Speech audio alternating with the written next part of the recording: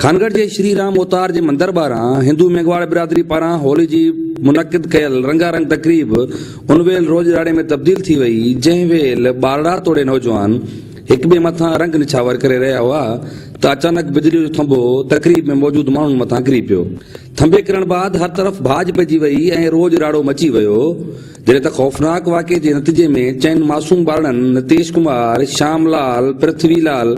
ऐं होली तकरीब ॾिसण लाइ आयल शकील अब्बासी समेत 10 ॼणा ज़ख़्मी थी पिया, जिन खे फौरी तौर खानपुर महार जे मुख़्तलिफ़ अस्पतालुनि में नेपियो वियो त ॿनीगर नितीश कुमार ऐं शकील अब्बासी ज़ख़्मनि जा ताब न सांदे फ़ौत थी विया, जॾहिं त बाक़ी ज़ख़्मियुनि खे मुख़्तलिफ़ अस्पतालुनि में दाख़िल कयो वियो। होॾां वाक़े बाबति फ़ौती निगरनि जे वारसनि जो चवणु हुयो त ॾारनि जी नाइली आहे, थंबा जेके आहिनि तमामु पुराणा बीठा आहिनि ऐं तमामु वधि में वधि आज़ाबी वधि पाड़ा खाइजी वियूं आहिनि, जेके थंबनि खे थोरी लोॾे अचण सां जा तूफ़ान में कोई बि नुक़सान इहो ॾिठो तव्हां त इहो किरी पियो आहे थंबो,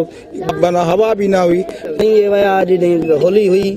उन्हनि मेंगवालनि जी उते जीअं विया त उते थंबो जेको हुयो नाकारा हुयो, उन जे करे उहो थंबो जीअं किरियो आहे त उन में इहे जानियूं ज़ाया थी वयूं आहिनि। खानपुर महार में होली जी ख़ुशियुनि भरे ॾियारी ते पेश आयल हिन ॾुखंदड़ सान्हे ते इलाइक़े में सोग वारो माहौल बर्पा थियल आहे ऐं हिंदू मेंगवाड़ बिरादरी होली जी तक़रीबनि खे मुलतवी करे छॾियो आहे। कैमरामैन आज़ाद बलोच सां गॾु साहिल काज़ी, सिंध टीवी न्यूज़, खानपुर।